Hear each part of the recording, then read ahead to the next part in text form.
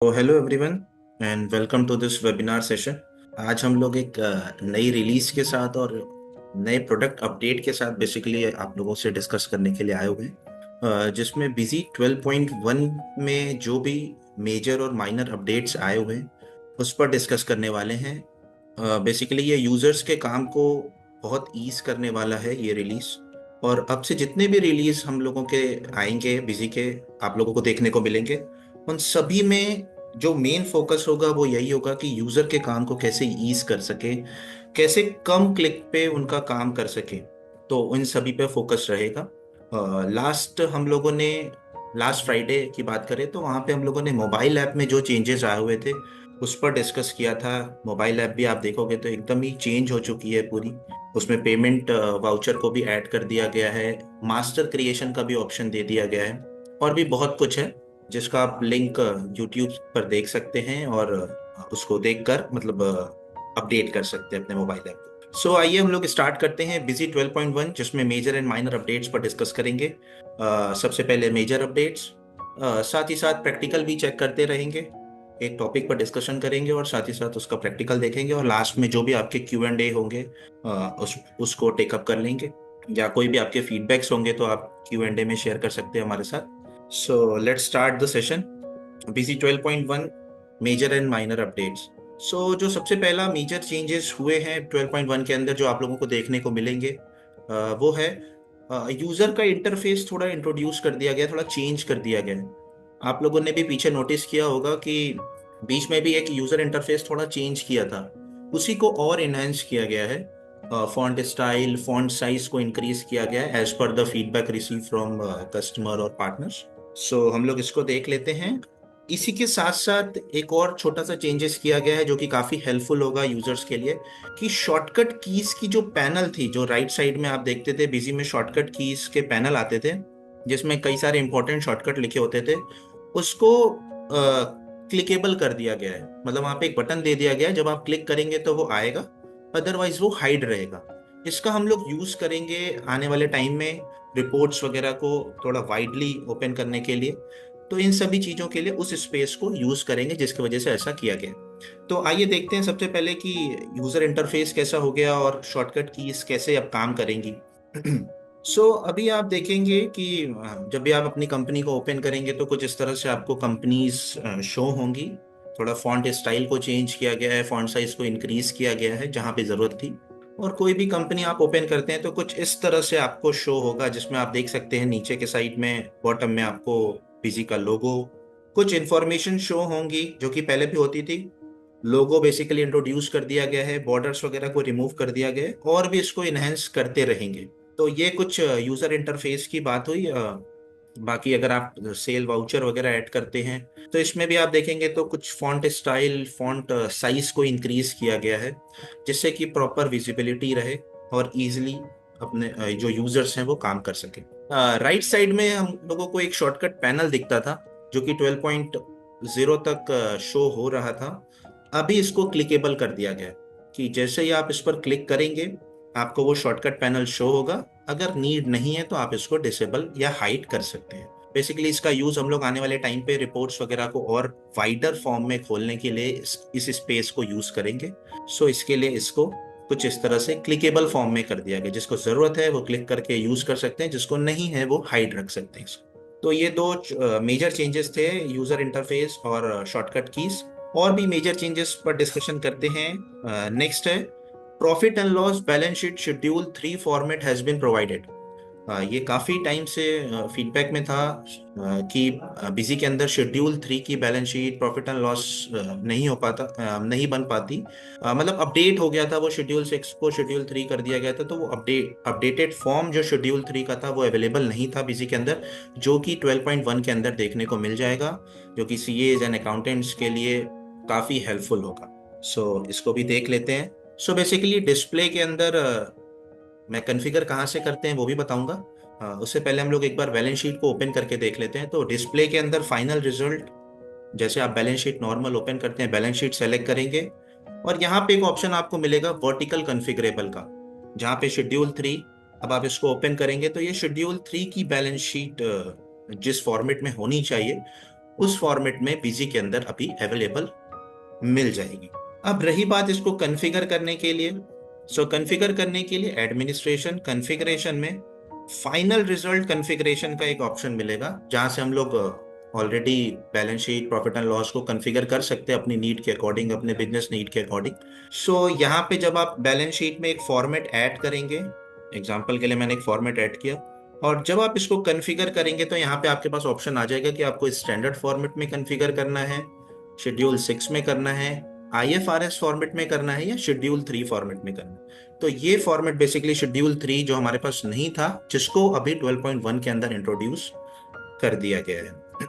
Same ऐसे ही profit and loss में बात करेंगे तो वहां पे भी ये शो होगा, और इसी तरह से बैलेंस शीट के अंदर भी। अगर हम लोग प्रॉफिट एंड लॉस में भी बात करें, और जैसे ही आप कॉन्फ़िगर करेंगे तो लास्ट ऑप्शन आपको शेड्यूल 3 का शो होगा। जैसे ही आप इस पर क्लिक करेंगे, डिफॉल्ट फॉर्मेट आपके सामने शो हो जाएगा।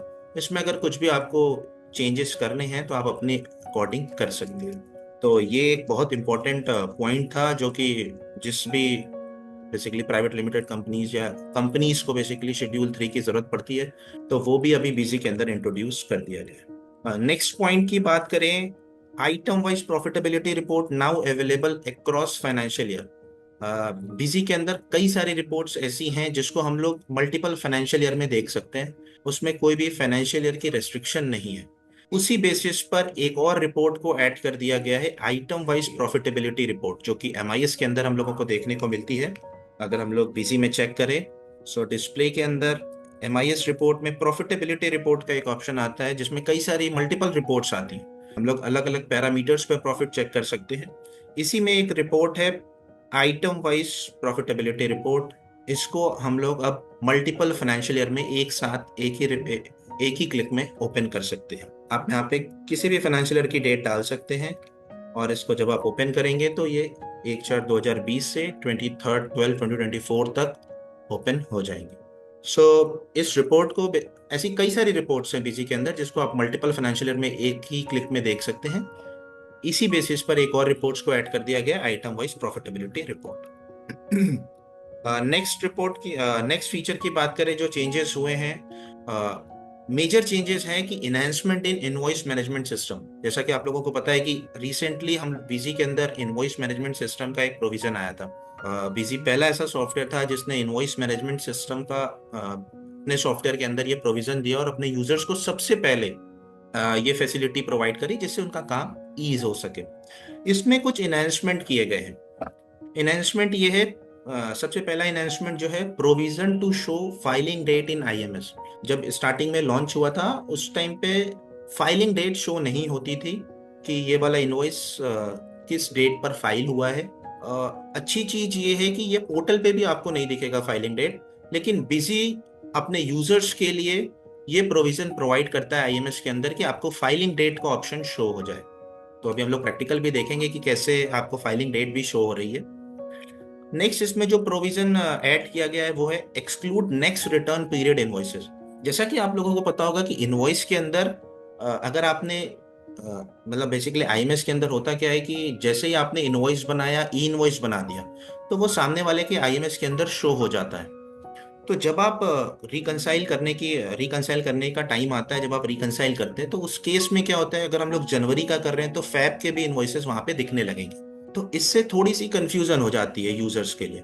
इसके लिए बिजी यूजर्स के लिए बिजी ने एक प्रोविजन दे दिया कि आप नेक्स्ट रिटर्न पीरियड इनवॉइसेस को एक्सक्लूड कर सकते हैं, जो कि आपको पोर्टल पे भी ये ऑप्शन नहीं मिलेगा। वहां पे आपको सारे इनवॉइसेस शो होंगे, आपको एक एक करके देख देख कर करना पड़ेगा।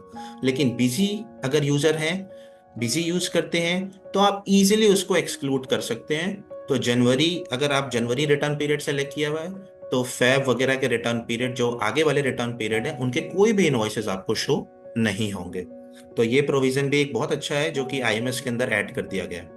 नेक्स्ट है view IMS data according to section like B2B CDNR। Basically उसमें भी सेक्शन बना दिया गया है कि आपको B2B इनवॉइसेस देखने हैं, डेबिट नोट देखना है, क्रेडिट नोट देखना है, ई-कॉमर्स के इनवॉइसेस देखना है, तो आप उसमें बाइफरकेशन, फिल्ट्रेशन, ये फैसिलिटी भी प्रोवाइड कर दी गई है।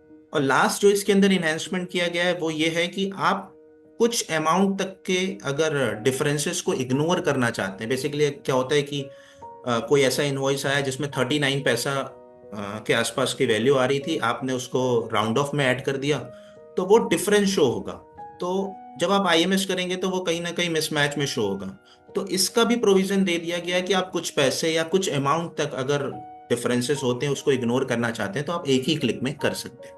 तो ये कुछ छोटे हैं लेकिन बहुत ही हेल्पफुल इन्हेंसमेंट हैं जो कि इनवॉइस मैनेजमेंट सिस्टम के अंदर बिजी यूजर्स को देखने को मिलेंगे। आइए इसको देखते हैं बिजी के अंदर। सो इनवॉइस मैनेजमेंट सिस्टम को यूज करने के लिए सिंपल आप जीएसटी मिसलेनियस यूटिलिटीज में डाउनलोड जीएसटीआर जेएसएन डेटा से आप आईएमएस डेटा को डाउनलोड करते हैं। यहाँ पे आपको डाउनलोड बटन का ऑप्शन दिया हुआ है, सिंपल क्लिक करके डाउनलोड कर सकते हैं। मल्टीपल टाइम्स डाउनलोड करना है तो सिंपल सेव्ड फाइल पर क्लिक करके री डाउनलोड कर सकते हैं। नेक्स्ट, अब इनवॉइस मैनेजमेंट सिस्टम को करने के लिए इनवॉइस मैनेजमेंट सिस्टम का एक ऑप्शन मिलेगा, यहाँ पे आप क्लिक करेंगे। एग्जाम्पल के लिए मेरे को जनवरी मंथ का करना है, तो यहाँ पे मैंने जनवरी मंथ का खोल लिया। और अभी जब हम लोग इसको ओपन करते हैं तो जो पहला इन्हेंसमेंट था वो ये था कि फाइलिंग स्टेटस के साथ साथ फाइलिंग डेट भी शो हो जाएगी। ध्यान रखिएगा ये चीज आपको पोर्टल पे भी नहीं मिलेगी। फाइलिंग डेट का ऑप्शन अगर आप चेक करेंगे तो फाइलिंग डेट पोर्टल पे भी देखने को नहीं मिलती। स्टेटस शो होता है कि ये इनवॉइस फाइल्ड है या नॉट फाइल्ड है, लेकिन डेट भी हम लोगों ने दिखा दिया जिससे और क्लैरिटी हो जाए। इसी के साथ साथ आपको इसके अंदर सेक्शन मिल जाएगा कि ये B2B के इनवॉइसेज हैं या सीडी क्रेडिट नोट है, डेबिट नोट है, ई कॉमर्स का इनवॉइसेज है। अब जैसे कि यहाँ पे आप देख सकते हैं कि अभी मैं आप लोगों को ध्यान होगा कि मैंने रिटर्न पीरियड जो है जनवरी का लिया हुआ है, जिसमें आप देख सकते हो कि फैब के भी इनवॉइसेज आ रहे हैं। बट मेरे को अगर नहीं चाहिए क्योंकि मेरे को कंफ्यूजन क्रिएट कर रहा है यहाँ पर, और अगर मेरे को नहीं चाहिए तो ये प्रोविजन भी दे दिया कि आप इसको एक्सक्लूड कर सकते हैं, वो भी देखेंगे अभी ऑप्शन। सो जो पहला इन्हेंसमेंट है वो है फाइलिंग डेट का, जो कि आपको देखने को मिल जाएगा। सेकंड है सेक्शन B2B देखना है, आप B2B पर फिल्टर लगा सकते हैं। क्रेडिट नोट देखना है, डेबिट नोट देखना है तो इस पर भी आप फिल्टर लगा सकते हैं। ई कॉमर्स के इनवॉइसेज अगर कुछ हैं तो उसका भी अलग सेक्शन होगा, वो भी आपको यहाँ पे शो हो जाएगा। अब एक्सक्लूड कराना है अगर आपको नेक्स्ट रिटर्न पीरियड इनवॉइसेस को, तो एक ऑप्शन यहाँ पे दे दिया कि exclude next return period invoices from IMS. आप सिंपल इसको यस करेंगे, आपको नेक्स्ट पीरियड के कोई भी इनवॉइसेस शो नहीं होंगे। ये चीज आप पोर्टल पे नहीं कर सकते। पोर्टल पे आपको सारे इनवॉइसेस शो होंगे।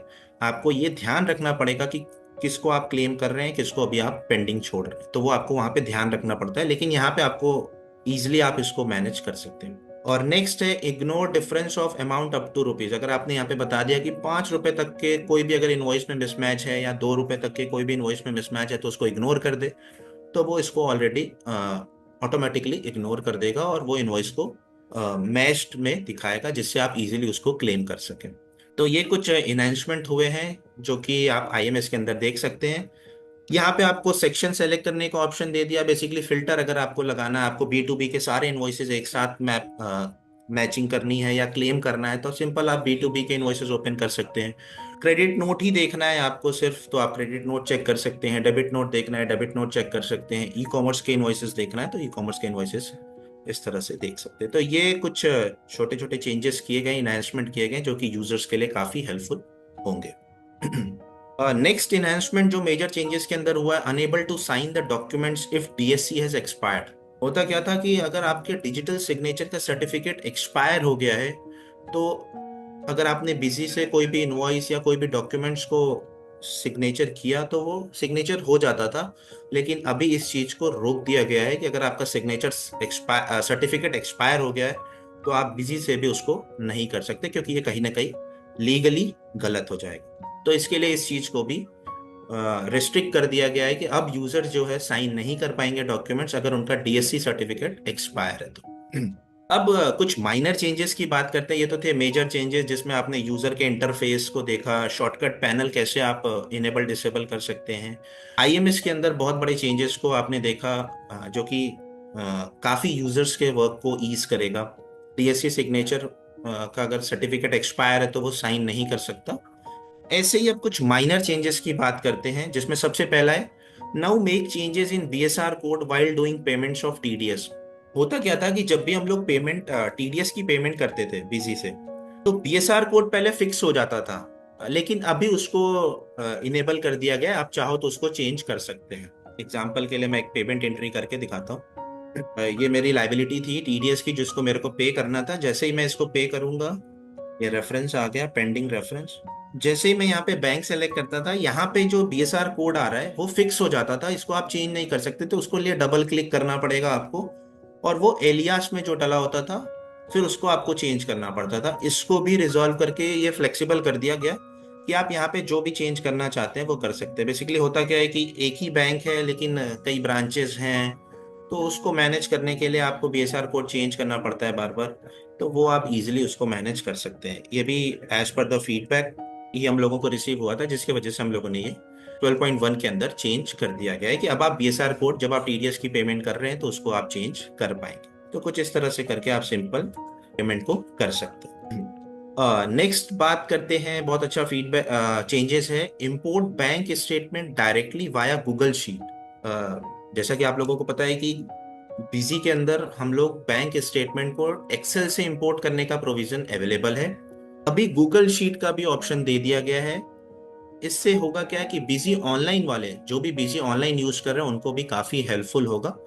वो डायरेक्टली गूगल शीट से अपने बैंक स्टेटमेंट को इंपोर्ट कर पाएंगे। डेस्कटॉप वाले एक्सेल से भी कर पाएंगे और ऑनलाइन से भी कर पाएंगे। एक छोटा सा देखने के लिए देखते हैं इसके अंदर कि कैसे हम लोग गूगल शीट से करते हैं इसको। बेसिकली एक छोटा सा मैं ब्रीफ कर देता हूँ कि कैसे करते हैं। तो उसके लिए कॉन्फ़िगरेशन, फीचर एंड ऑप्शन में जनरल में जाएंगे। यहाँ से आपको गूगल ड्राइव कनेक्टिविटी करना पड़ता है। ये करने के बाद सिंपल जब आप अपने डेटा एक्सपोर्ट इंपोर्ट के अंदर बैंक स्टेटमेंट में आएंगे और इंपोर्ट बैंक स्टेटमेंट सेलेक्ट करेंगे, जो भी बैंक है आपका वो बैंक आप सेलेक्ट करेंगे, मतलब बेसिकली बैंक का फॉर्मेट सेलेक्ट करेंगे, बैंक सेलेक्ट करेंगे, सीरीज, और यहाँ पे मैं इसको डिफॉल्ट ले लेता हूँ फिलहाल के लिए। तो अभी यहाँ पे आपको दो ऑप्शन देखने को मिल जाएगा, एक्सेल या गूगल शीट, जो कि पहले एक्सेल ही था, अभी इसमें गूगल शीट भी इंट्रोड्यूस कर दिया गया। अगर आप यहाँ पे गूगल शीट सेलेक्ट करते हैं तो इस केस में आपको गूगल शीट जो आपने फोल्डर अपलोड किया होगा, डॉक्यूमेंट्स अपलोड किया होगा बैंक स्टेटमेंट का, उसका लिंक यहाँ पे आपको स्पेसिफाई करना पड़ेगा। और उसके लिए हम लोग चेक कर लेते हैं इसको भी। बेसिकली एक पर्टिकुलर फोल्डर के अंदर आपको अपलोड करना पड़ेगा चीज़ों को, जितने भी डॉक्यूमेंट्स अगर आप इंपोर्ट कराना चाहते हैं। सो उसके लिए बीसी इमेजेस करके एक फोल्डर है, बीसी इमेजेस एंड डॉक्यूमेंट्स के अंदर इंपोर्ट फाइल्स। इंपोर्ट फाइल के अंदर जिस कंपनी कोड के साथ आपने कनेक्टिविटी गूगल ड्राइव की कर रखी है, एग्जाम्पल के लिए मैंने कॉम2 के साथ कर रखा है, इसके लिए कॉम2। और ये इंपोर्ट शीट जो कि मेरा बैंक स्टेटमेंट है जिसको मैंने यहाँ पे अपलोड कर रखा है। आप चाहें तो यहाँ से क्लिक करके उसकी लिंक ले सकते हैं, या आपने लिंक कॉपी कर लिया। अब बिजी में यहाँ पे सिंपल आपको इसको पेस्ट करना है, और जैसे ही लोड फ्रॉम शीट करेंगे वो वहां से सारी शीट्स को मैं इस एंडिंग रो भी बता देता हूँ। जैसे ही आप करेंगे आपके इंटरनेट कनेक्टिविटी के ऊपर वो सारी डिटेल्स को फेच करके आपके गूगल शीट से लेकर आएगा। जैसा कि आप देख सकते हैं यहाँ पे सारी डिटेल्स आ गई, क्या विड्रॉल था, क्या डिपॉजिट था, ये सब कुछ यहाँ पे शो हो जाएगा। और जैसे ही आप इसको सेव करेंगे वो सारी इंफॉर्मेशन आपकी सेव हो जाएगी। तो ये एक बेटर इन्हेंसमेंट कर दिया गया है कि अब आप बैंक स्टेटमेंट को एक्सेल के साथ साथ गूगल शीट से भी इंपोर्ट कर सकते हैं। बीजी डेस्कटॉप वाले एक्सेल से और ऑनलाइन गूगल शीट दोनों से कर सकते हैं। ये बहुत अच्छा हो गया कि ऑनलाइन वाले भी अब बैंक स्टेटमेंट को इंपोर्ट कर सकते हैं गूगल शीट से। सो अब आप जब भी चेक करेंगे उस अकाउंट को, सो यहाँ पर आप देखेंगे तो वो सारी एंट्रीज यहाँ पर शो हो जाएंगी। तो नेक्स्ट मूव करते हैं, जो इन्हेंसमेंट हुए minor changes, importing bank statement with a single debit और क्रेडिट कॉलम। आप लोगों को पता होगा कि बिजी के अंदर बैंक स्टेटमेंट इंपोर्ट करते हैं, जो कि अभी हम लोगों ने करके देखा। एक और अच्छी चीज इनहेंस कर दी गई है कि कुछ बैंक ऐसे हैं जहां पे डेबिट और क्रेडिट के कॉलम्स अमाउंट के एक ही होते हैं। शायद कोटक बैंक का ऐसा है जिसमें अमाउंट एक ही कॉलम में लिखे होते हैं, चाहे वो डेबिट हुआ हो चाहे वो क्रेडिट हुआ हो। उसके बगल में टाइप लिखा हुआ होता है, डेबिट या क्रेडिट। उसको भी बिजी के अंदर इंट्रोड्यूस कर दिया गया है कि अगर सिंगल कॉलम है अमाउंट का या डेबिट और क्रेडिट का सिंगल कॉलम है तो आप बिजी के अंदर उसको भी इंपोर्ट कर सकते हैं। सबसे पहले स्टेटमेंट देख लेते हैं कि कुछ इस तरह से स्टेटमेंट होती है, जिसमें आप देख सकते हैं कि यहाँ पे एक ही कॉलम में अमाउंट लिखा हुआ और साथ में डेबिट और क्रेडिट लिखा हुआ, डीआर और सीआर। इसी में इसको कॉन्फ़िगर करने के लिए आपको एक छोटा सा, पहले मैं ये एंट्री डिलीट कर देता हूँ। हाँ, उसके लिए आपको बिजी में जब बैंक का फॉर्मेट आप कॉन्फ़िगर करेंगे तो कुछ बातों का ध्यान रखना पड़ेगा। जैसे कि मैंने एक फॉर्मेट कॉन्फ़िगर कर रखा है। सो यहाँ पे date, narration, cheque reference number, value date, ये सब हम लोगों ने डिफॉल्ट में ले लिया जैसा भी एक्सेल पे बताया हुआ था। अमाउंट हम लोगों का ई कॉलम में है, सो अमाउंट हम लोगों ने ई कॉलम में ले लिया, और टाइप यहाँ पे एक फील्ड दे दिया गया एडिशनल, कि जब आप यहाँ पे टाइप मेंशन करिए, एफ कॉलम में आपका अमाउंट टाइप लिखा होगा, वो आप यहाँ पे जैसे ही बताएंगे, इस बैंक को सेलेक्ट कर लेते हैं, इस फॉर्मेट को सेलेक्ट कर लेते हैं, इसमें भी सस्पेंस अकाउंट ले लेते हैं, यहाँ से उस स्टेटमेंट का पाथ स्पेसिफाई करेंगे, और जैसे ही लोड करेंगे वैसे ही सारी इंफॉर्मेशन वहां से पिक होकर आ जाएगी। अब देखते हैं कैसे आएगी। तो अभी आप यहाँ पे देख सकते हो कि ये सारे डेबिट वाले हो गए, एक ही कॉलम में आ गया। क्रेडिट वाला होगा तो वो क्रेडिट वाले सीआर के साथ आ गया, यहाँ पर आप देख सकते हैं। और जैसे इसको आप सेव करेंगे, ऑटोमेटिकली आपकी एंट्रीज पेमेंट या रिसीट में उसके बेसिस पर पोस्ट हो जाएंगी। तो ये दो एंट्री ऐसी थी जो क्रेडिट थी, वो क्रेडिट में ऑटोमेटिकली पोस्ट हो गई, बेसिकली रिसीट में। और कुछ एंट्रीज ऐसी थी जो पेमेंट की थी, तो वो पेमेंट के अंदर, मतलब डेबिट की थी तो वो डेबिट के अंदर पोस्ट हो गई। तो कुछ इस तरह से आपकी एंट्रीज पोस्ट हो जाएगी। तो अभी आपका बैंक स्टेटमेंट अगर सिंगल कॉलम है, जिसमें डेबिट और क्रेडिट का एक ही अमाउंट में कॉलम आता है, एक ही कॉलम में अमाउंट आता है, तो आप उसको भी बिजी के अंदर इंपोर्ट कर सकते हैं। तो ये भी एक बहुत अच्छा इन्हेंसमेंट है। बहुत सारे ऐसे यूजर्स हैं जिनको ये उनके फीडबैक्स थे कि हमारे बैंक्स में तो एक ही कॉलम्स होते हैं, तो अभी आप इसको भी इंपोर्ट करा सकते हैं। नेक्स्ट है parameter 4 and 5 are now available while configuring the BCN. आप लोगों को पता होगा कि रिसेंटली पैरामीटर्स की लिमिट को हम लोगों ने इंक्रीज किया था। बेसिकली पहले हमारे पास 3 पैरामीटर होते थे, जिसको हम लोगों ने 5 पैरामीटर तक कर दिया गया था। उसकी फील्ड्स भी है, जब भी आप बारकोड्स वगैरह को डिजाइन करते हैं तो वहां पर भी इनेबल कर दी गई है। तो जब भी आप लेबल वगैरह डिजाइन करेंगे तो वहां अगर आपको नीड है 4 और 5 पैरामीटर्स फील्ड की, तो आप यूज कर सकते हैं। नेक्स्ट जो इन्हेंसमेंट है वो ये है कि text category master sync is now available offline between HO and BO. जब हेड ऑफिस ब्रांच ऑफिस का कॉन्सेप्ट को यूज कर रहा है, उस केस में टेक्स्ट कैटेगरी भी आप ऑफलाइन सिंक कर सकते हैं, जो कि पहले ऑप्शन नहीं था। अभी टेक्स्ट कैटेगरी अगर आपने एचओ में बनाई हुई है तो वो बीओ में भी ऑटोमेटिकली सिंक हो जाएगी। बीओ में बनाई हुई है तो जैसी भी आपने सेटिंग कर रखी उसके बेसिस पर सिंक हो जाएंगी टेक्स्ट कैटेगरी भी। आइटम और अकाउंट्स होते ही थे, अभी टेक्स्ट कैटेगरी भी सिंक हो जाएगी। नेक्स्ट जो चेंजेस किए गए हैं वो ये है कि वैट और जीएसटी कन्फिग्रेशन कन्फर्मेशन एक बेसिकली रिपोर्ट है जो कि हम लोग अपने कस्टमर के साथ या उनके साथ शेयर करते हैं। उसमें एक छोटा सा प्रोविजन किया गया एसक्यूएल क्वेरीज का, मैं समझा देता हूँ इसको। जब भी हम लोग वैट और जीएसटी कन्फर्मेशन के रिपोर्ट्स को डिजाइन करते हैं, बेसिकली लेटर टेक्स्ट कन्फिग्रेशन के अंदर वो ऑप्शन आता है कन्फर्मेशन ऑफ जीएसटी का। तो जब हम लोग यहाँ पे बेसिकली डिजाइन करते हैं तो यहाँ पे हमारे पास एसक्यूएल क्वेरी से डेटा फील्ड पिक कराने का कोई ऑप्शन नहीं था, जो कि इंट्रोड्यूस कर दिया गया। बहुत सारे लोगों को कुछ ऐसा डेटा पिक करके ले आना है होता था जो कि फील्ड्स में अवेलेबल नहीं होता था, तो उसके लिए वो एसक्यूएल क्वेरी का यूज करते थे। सो अभी आप फील्ड्स अवेलेबल में जाएंगे तो यहाँ पे एसक्यूएल क्वेरी का ऑप्शन मिल जाएगा। जैसा कि आप document design, barcode printing, barcode label design में देखते हैं, सेम वैसे ही वो यहाँ पर भी आपको मिल जाएगा। नेक्स्ट ऑप्शन है जो एक अच्छा इंट्रोड्यूस किया है, user can now delete rows with delete और F9 button during voucher during data enter. Basically आप लोगों को पता होगा कि बीजी के अंदर अगर कोई रो को हाइड करना है, या एग्जांपल के लिए मैं एक सेल वाउचर ऐड करता हूँ। ये वाउचर मैंने ऐड किया, एक और सेम आइटम ले लेते हैं। सो अभी अगर मेरे को कोई रो हाइड करना है तो मेरे पास सिंपल सा ऑप्शन होता था F9, जो कि आप देखेंगे तो बॉटम में मेंशन भी होता है। लेकिन इसी में एक बटन और इंट्रोड्यूस कर दिया, अगर आप चाहते हैं तो डिलीट की से भी हाइड कर सकते हैं। जो सिंपल कीबोर्ड में डिलीट की होती है उससे भी अगर आपको हाइड करना है तो वो हाइड कर सकते हैं। बेसिकली कई सारे यूजर्स डिलीट की से ट्राई करते हैं कि मेरे को ये रो हाइड करना है तो डिलीट की से हो जाना चाहिए, वो बेसिकली ज़्यादा ईजी होगा एक नए यूजर्स के लिए। सो उस चीज को इंट्रोड्यूस कर दिया गया कि आप डिलीट की प्रेस करके सिंपल कोई भी रो को हाइड कर सकते हैं, सिर्फ और सिर्फ डेटा एंट्री के टाइम पर। अगर आपको रिपोर्ट्स वगैरह में करना है तो फिलहाल F9 का ही यूज करना पड़ेगा। नेक्स्ट एक इंस्ट्रूमेंट टाइप को इंट्रोड्यूस कर दिया गया, ट्रेड्स।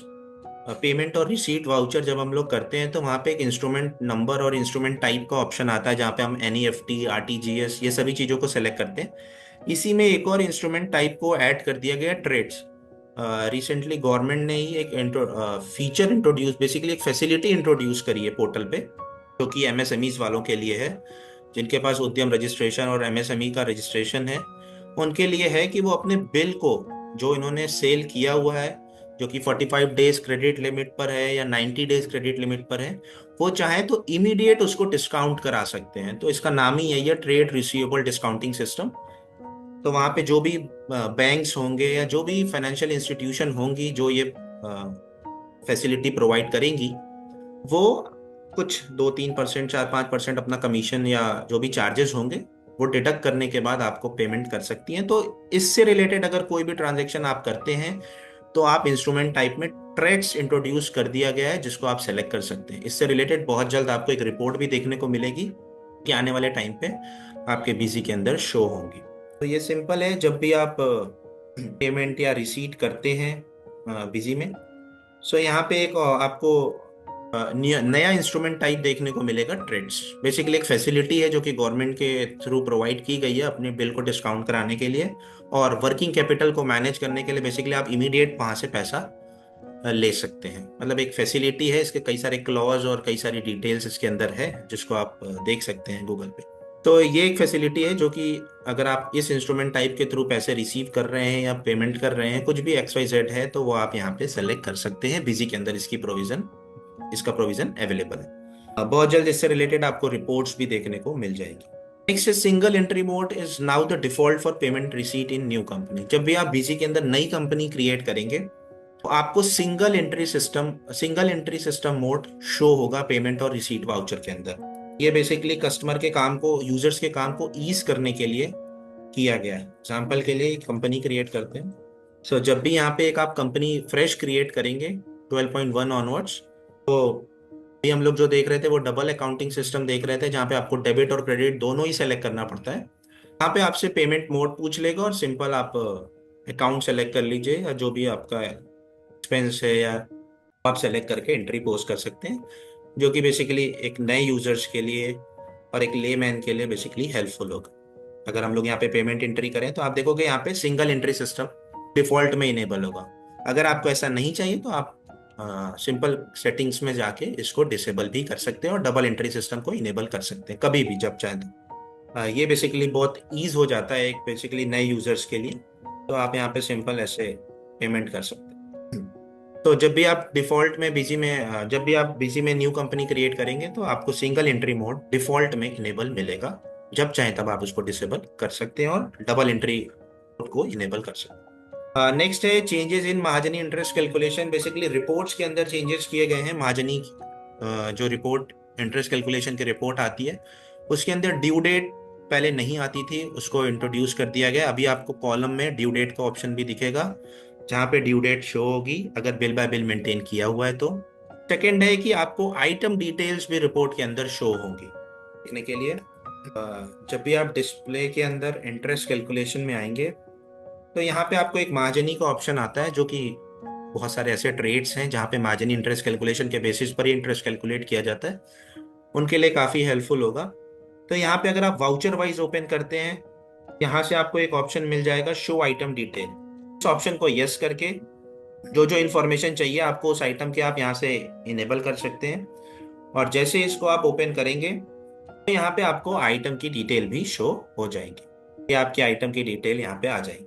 एक ये चेंजेस था। नेक्स्ट अगर आप रेफरेंस वाइज देखेंगे, बिल रेफरेंस वाइज, तो यहाँ पर आपको ड्यू डेट का ऑप्शन देखने को मिल जाएगा। यहाँ पे आपको ड्यू डेट का कॉलम आ जाएगा।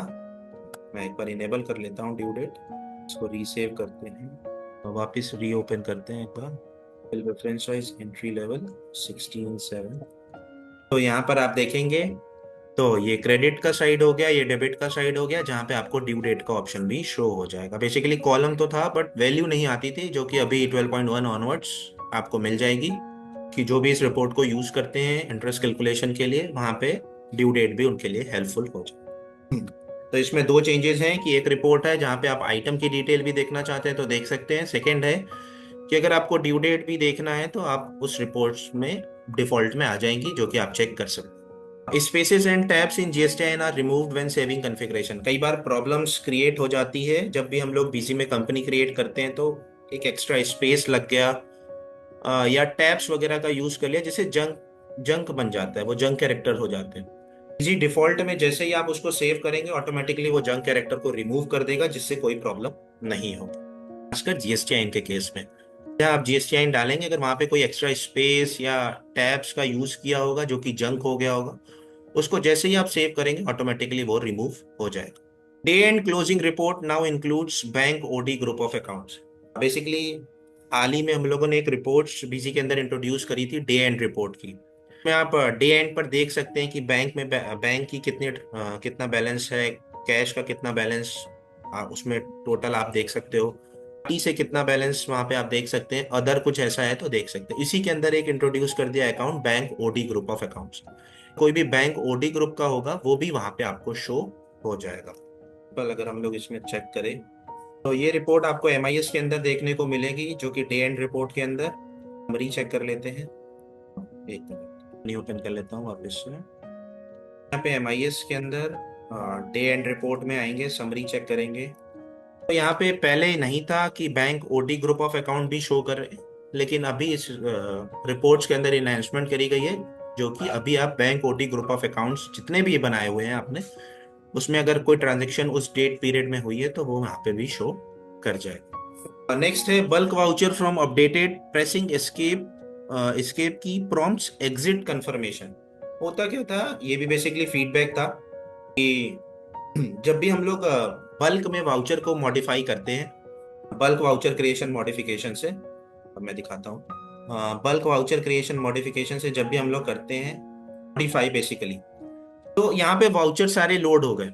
अब पहले क्या होता था कि जैसे ही मैं एस्केप की प्रेस करूंगा वो इमीडिएट बैक हो जाता था, कोई कंफर्मेशन मैसेज नहीं आता था, जो कि बाय मिस्टेक हो जाता था कभी कभी, एस्केप की प्रेस हो गया, जिससे पूरी मेहनत वेस्ट हो जाती थी और टाइम भी, अगर कई सारे वाउचर्स है तो थोड़ा टाइम भी लेता है वो लोड होने में।